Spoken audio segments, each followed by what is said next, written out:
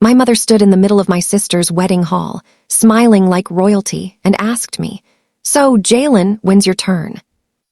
I looked her straight in the eyes and told her the truth, the one thing she never saw coming. It already happened. And that's when everything, I mean everything, began to fall apart. My name is Jalen Norwood, and for most of my life, my family believed I existed for one purpose: to serve, to sacrifice, to support, and to stay silent. I was the eldest child, but somehow the least visible. My birth wasn't celebrated.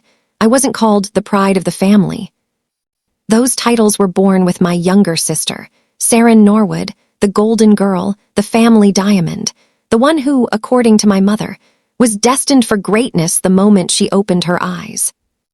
Meanwhile, I was the kid who learned early that being responsible was just another way of saying, hold the weight while others take the credit. My mother, Marbina Norwood, ran the household like a queen whose throne was made of expectations. My father, Darren, quiet and distant, orbiting around her like a shadow afraid of sunlight. Saren, on the other hand, played the role of a princess with unsettling ease. She didn't ask for favoritism. She expected it. And I, the older brother with dreams of my own, was always told, "Wait your turn. Your time will come. Let your sister shine. Family first, Jalen." But what they really meant was, everyone else first, you, never. The real break in our family didn't begin with Saren's wedding. Oh no. The fracture started 2 years earlier, quietly, when I took the one step that changed the course of everything. I got engaged. Not loudly. Not extravagantly. Not with fireworks or Instagram announcements. Just a simple, sincere moment with someone who saw me. Actually saw me. For who I was. Her name was Liora Hale, a woman whose gentleness could quiet storms, and whose eyes held the kind of sincerity my family had never given me. When I told my mother, her reaction wasn't joy. It was irritation. "Engaged, already?" she scoffed, her voice dripping with annoyance. "Jalen, your sister hasn't even settled down yet. Why would you rush something like this?" Rush. As if loving someone was an inconvenience. As if my life needed to be scheduled around Saren's milestones. I remember asking calmly, "Why does it matter who gets married first?" She looked at me as if I'd insulted the family name. "Because," she snapped, "Saren is younger. If you marry first, you'll make her look behind. And do you want people thinking we raised her poorly?" That was the moment I realized something I had ignored for years. My family cared more about appearances than actual people. I told her I wasn't canceling anything. The date wasn't fully set yet, but Liora and I were ready to move forward. My mother pursed her lips, so tightly they nearly disappeared. "Fine," she said. "Just don't expect us to rearrange our lives for something so sudden." That should have been a red flag. But when you grow up in a house of emotional landmines, you learn to walk without looking down. Weeks passed. Plans grew. Liora and I went venue hunting, spoke with a coordinator, started counting guests. My family wasn't helping. But I wasn't asking. At least, not anymore. Every phone call with my mother ended the same. "Your sister needs a new apartment, Jalen." "Saren wants to change her car, Jalen." "We need help with expenses, Jalen." My engagement. Barely mentioned. One evening, I told my mother we'd decided on a date. Her response, "Oh, we'll see if we're free." You'd think I was inviting her to a neighborhood barbecue. Still, I kept planning. Kept building a future. Kept believing, maybe foolishly, that they would show up, even if they didn't support me. But then came the day everything exploded. It was a Thursday morning when my sister called, her voice unusually sweet. "Jalen, how are you?" she sang. Whenever Saren dragged out her words like that, she wanted something. "What's going on?" I asked. She giggled, So guess what Kevar proposed? Kevar Rodin, her long-term boyfriend, who treated life like a stage he was never fully prepared for. Of course I congratulated her. It was good news. But then she dropped the bomb. And we're thinking. Pause. About having the wedding around May. My heart stopped. Saren, that's the month of my wedding. She didn't pause, didn't apologize, didn't even acknowledge the issue. Well, Mom said it's fine, she chirped. She said your wedding can be moved. Moved. Moved. Like a dentist appointment.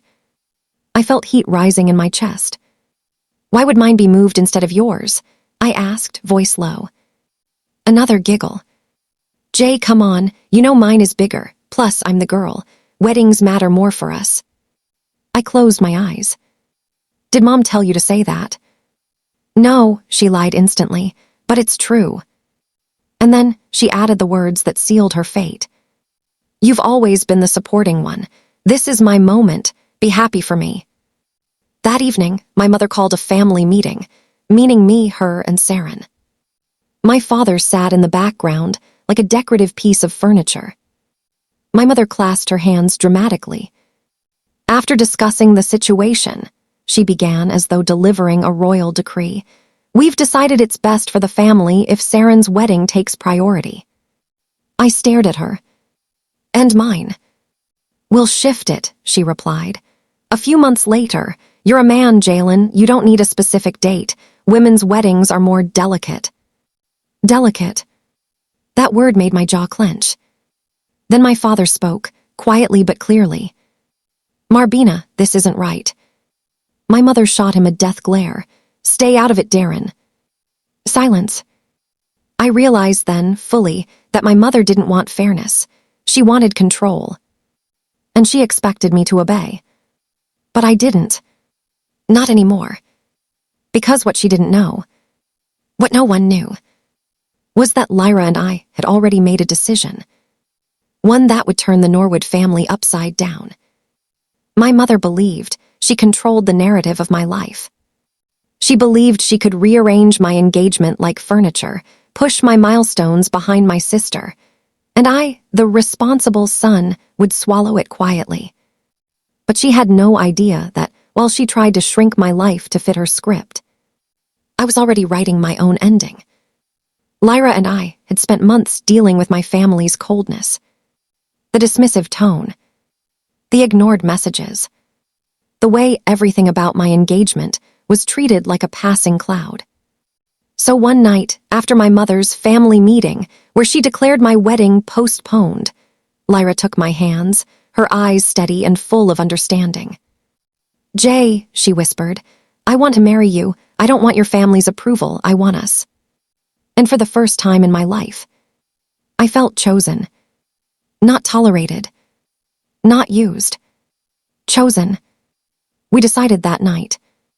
We would have a small, private wedding. No Norwoods invited. Just a few close friends, a quiet garden venue, and vows spoken with sincerity, not spectacle. But we didn't hide it. No, I didn't sneak around. I told them straight. 2 weeks before the ceremony, I called my mother. Mom, Lyra and I are having our wedding next month, a small one. She paused, not out of surprise, but out of irritation. Next month won't work, she said instantly. It clashes with Saren's bridal shower. I stayed silent.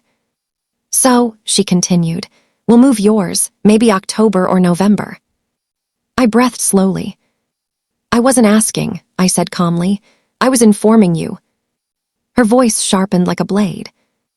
Jalen Norwood, don't you dare speak to me like. It's happening, I repeated. You're welcome to come, but it's not changing. There was a full 10 seconds of silence. Then she delivered the line that shattered whatever remained of our connection. Well, we won't be there, and don't expect us to explain your impulsiveness to the rest of the family. My father spoke in the background. Marbina, stop, he's our son. She ignored him. What about Saren? I asked.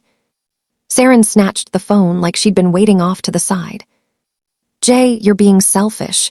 You're ruining the timeline. Why can't you wait until after my wedding? Because I had waited my whole life.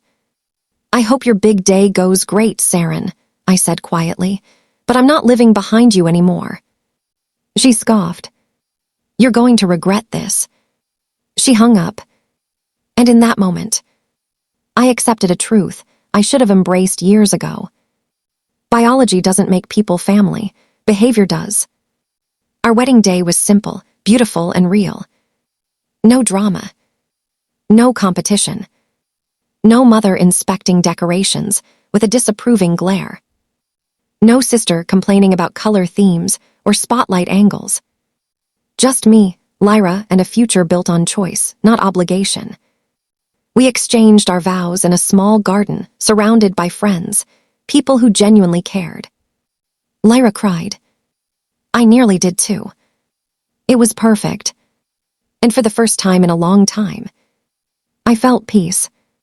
But peace doesn't last when you're tied to a family who believes your existence is theirs to choreograph. The real storm came the very next morning. My mother called at 8 a.m., her voice already loaded with accusation. So you really went through with it, she spat. You chose not to be there, I said calmly. You knew we had Saren's event scheduled. Now people are asking questions. What were we supposed to tell them? That I got married, I replied. The truth. That's not acceptable, she snapped. That sentence alone told me everything about how she viewed me. Then Saren chimed in from the background. You ruined the order. Everything is awkward now. People are asking why my older brother married first. You embarrassed us. Embarrassed. Not loved. Not supported. Not celebrated. Embarrassed. I felt something inside me harden. Most people experience a defining moment when they realize their family will never change. Mine was that phone call. I didn't ruin anything, I said quietly. I just stopped waiting for permission.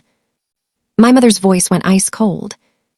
Well then, she said, don't expect us to be part of your life moving forward. I didn't say goodbye. I didn't argue. I didn't beg. I just ended the call. Because sometimes the only way to win a war is to walk away from it entirely. Lyra and I built a life. Our own traditions. Our own peace. Our own family. I kept my distance from the Norwoods, not out of bitterness, but out of self-preservation. During that time, my mother never called. My father rarely reached out. Saren only texted when she wanted to show off something extravagant.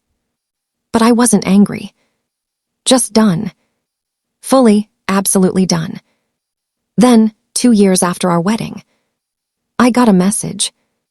A single line from my father. Your sister is getting married in June.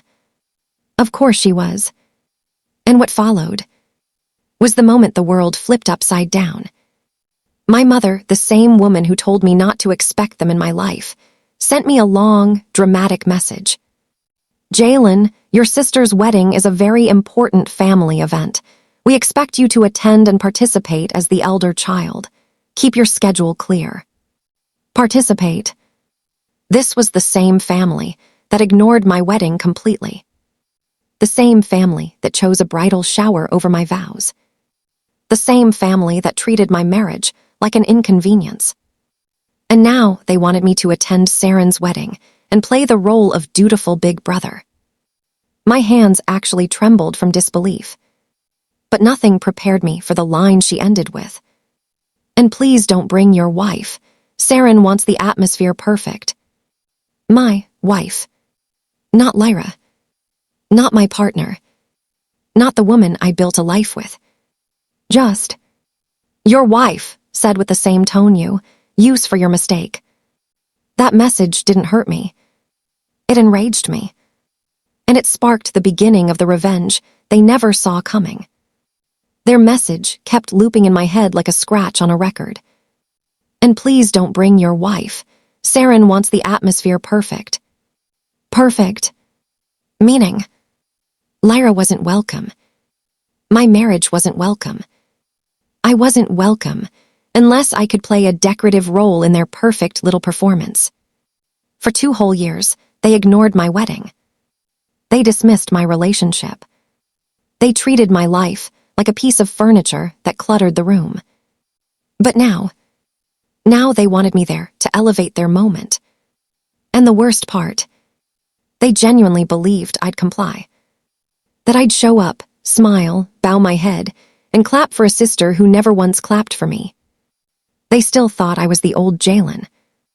They didn't realize I'd buried that version a long time ago. Before I even responded, I got a text from Saren herself. Not a greeting. Not a how are you. Just, hey Jay, need you to walk me down the aisle for the rehearsal on Friday. Dad's shoulders have been acting up. Wear something neutral, don't draw attention. Neutral. Don't draw attention. As if I was some prop she could arrange in her background. Then the next line. And don't bring that woman. This isn't about her. That woman. I held the phone and laughed. A short, humorless laugh that came from somewhere deep, the place where old wounds harden. Liora walked in just then. She saw the look on my face and knew instantly. What did they do this time? She asked softly. I handed her my phone. She read the messages slowly, then looked up at me with a calmness that only made my own anger burn hotter. What do you want to do? She asked. And that question, simple, straightforward, was something my family had never once asked me. What do I want? I wanted them to understand what they'd lost. I wanted them to see the consequences of treating someone like an accessory. I wanted them to feel discomfort, confusion, and the sting of embarrassment. The same sting they gave me so many times. And for the first time in years, I wanted revenge. Not loud. Not dramatic. Not violent. But poetic. Strategic. Absolute. I typed one message into the family group chat. I'll be at the wedding. That's all I sent. Not another word.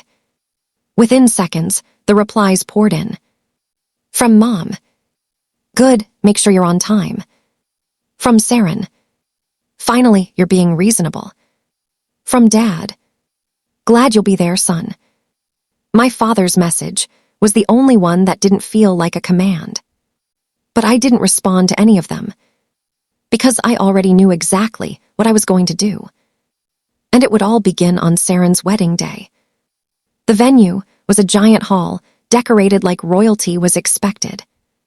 Gold drapes, white roses, crystal chandeliers. Everything screamed, look at us, look how perfect we are. Guests were already filling the aisles when I arrived. But I didn't walk in quietly. No, I walked in confidently. Alone. And here's the thing. I didn't bring Liora because she wasn't welcome. I brought her because she was already there. You see, the Norwoods forgot something important. Liora wasn't just my wife. She was also a licensed event coordinator, one of the best in our region. Months ago, when Saren booked her wedding venue, she'd unknowingly booked with a company that Liora had been consulting for. And as fate would have it, Liora was assigned to Saren's wedding.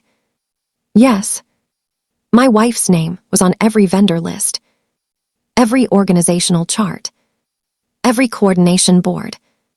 They just never noticed because they never bothered to look at anything that wasn't about them. Liora and I had discovered this coincidence weeks earlier. And instead of dropping out of the job, Liora looked at me and said, do you want me to step back, or do you want them to finally see you? I chose the second option. The moment I entered, the whispers started. Guests turned. Some smiled, some stiffened. But then my mother saw me, and her face tightened instantly. She walked toward me, her heels clicking aggressively across the floor. Jalen, she hissed, where's your wife? I smiled at her. She's around, I said. Her eyes narrowed. I told you not to bring her. Saren doesn't want distractions. She won't be a distraction, I assured her. I promise she'll stay exactly where she needs to be. Mom exhaled sharply. Fine, just don't let her get in the way. She walked off, satisfied she'd handled the situation. I checked my watch. Right on time. Because in less than 5 minutes, my entire family would learn that they couldn't erase my marriage. Not from life. Not from memory. And certainly not from this wedding. The guests were seated. The music was starting. And the wedding coordinator stepped onto the small stage with a microphone. The coordinator was, of course, Liora. Dressed professionally. Calm. Confident. Prepared. No one recognized her at first, except me. But my mother. Oh, my mother recognized her the moment Liora spoke. Good afternoon, everyone. My name is Liora Norwood, and I'll be coordinating today's ceremony. Yes. Liora used our legal married name. In front of everyone. With confidence. With pride. All heads turned. My mother's jaw actually dropped. I watched it with satisfaction. Saren froze mid-step as she prepared to enter. And the guests. They murmured. Whispered. Stirred. Because suddenly, the family who pretended I wasn't married was being publicly corrected by the woman they had tried to erase. My mother hurried over to me, her face pale with shock. Jalen, she hissed through clenched teeth. What is your wife doing here? What is this display? I looked at her calmly. You told me not to bring her as a guest, I said smoothly. So I didn't. Her eyes widened. I continued. She's not a guest today. She's running the entire wedding. And then I leaned in slightly and added, you didn't want her in the audience. Fine. Now she's on the microphone. The panic in my mother's eyes was priceless. My mother stood there, frozen, mouth trembling with humiliation. This wasn't part of her script. This wasn't her perfectly staged world, where everything revolved around Saren. No, this moment belonged to me. And she knew it. For the first time in my life. She realized she'd lost control. After the shock settled like dust, the ceremony continued. Liora resumed her work, her communication crisp, her tone professional, her presence undeniable. Guests whispered as she gave instructions. Isn't that Jalen's wife? I thought the family didn't attend his wedding. Why is she using the Norwood name if they weren't there? Did they lie about something? The questions were exactly what my mother and sister feared most. Public perception. Image. Reputation. The very things they used to justify steamrolling my entire engagement 2 years ago. Now those same values were turning against them, and I didn't have to lift a finger. During a short break before the vow exchange, Saren finally snapped. She stormed up to me, dress swishing violently behind her. Jay, she hissed, fix this. Fix what? I asked calmly. My wedding, she whispered furiously. Why is she here? Why is she running things? She's ruining the vibe. The vibe, I repeated, or the lie. Saren froze. What lie? She spat. The lie Mom told your guests. The lie you told your friends. The lie you told yourself that I wasn't married. That my life didn't move until yours did. Her face twisted. Oh, stop it, she snapped. You're being dramatic. No, I said quietly. I'm being honest, something this family hasn't done in a long time. She glared at me through narrowed eyes. You're doing this on purpose. I didn't assign Liora to your wedding, I said. Your venue did. Your coordinator did. You never even bothered to ask who was on your team. I stepped closer. You didn't know, because you never pay attention to anything that isn't about you. Her nostrils flared. You're ruining my day. I almost laughed. No, Saren. Your obsession with being the center of the universe is ruining your day. And then my mother appeared, clutching her purse like she needed it to hold her upright. This is unacceptable, she whispered sharply. Unacceptable, Jalen. You will tell your wife to step down. No. Her face twitched, actually twitched, like she'd been physically slapped by that single word. No, she repeated. You don't get to say no to me. I do, I said. I have for years, you just never listened. Her voice lowered to a dark whisper. Take her off the stage. I leaned in and whispered back. You didn't attend my wedding. You told people it was a messy situation. You didn't support me. You didn't show up. And now you want to control my wife at your convenience. Her lips trembled. This is your sister's big day. No, I cut in. It's the day you expected me to perform like an obedient prop again, and I'm done playing that role. She shook with anger. Her perfect image crashed at her feet. Then she tried the one thing she thought would still work. People are watching, she whispered desperately. Don't embarrass us. And that was the moment I smiled. Mom, I said softly, you embarrassed yourselves the day you chose not to show up for your own son. I turned away. And that was the end of the conversation. The ceremony resumed. But the energy was different. Guests weren't focused on Saren anymore. They were focused on the whispers running beneath the surface like electrical currents. Why was Jalen's wife invited? Why was he told not to bring her? Why is she using the Norwood last name if they never acknowledged their marriage? Why did they skip their own son's wedding? What is this family hiding? My mother heard every whisper, every stare, every question. Her face remained frozen in a smile, so tight it could have cracked glass. She wanted perfection. She got chaos. And not because I caused it, but because she built a world on lies that folded under the truth. During the reception, guests clinked glasses and took seats. The DJ announced, time for the family toast. My mother stood first, but her voice wavered. She babbled something about love and happiness. Saren's smile was stiff and brittle. Then it was my turn. I stood up slowly. The room quieted. And I didn't raise a champagne glass. I raised the microphone. I wasn't going to speak tonight, I began, but there's something important I want to say. My mother's eyes widened with warning. I ignored her. For a long time, I believed family meant support, love, and honesty. I looked at Saren. At least, that's what I gave. The room stayed silent. But 2 years ago, when I got married, this family didn't show up. Gasps. Whispers. Eyes turned toward my mother like spotlights. I continued. They didn't call. They didn't acknowledge it. They didn't celebrate it. My mother whispered sharply, "Stop this." I kept talking. In fact, they pretended it didn't happen, and today many of you met my wife, Liora.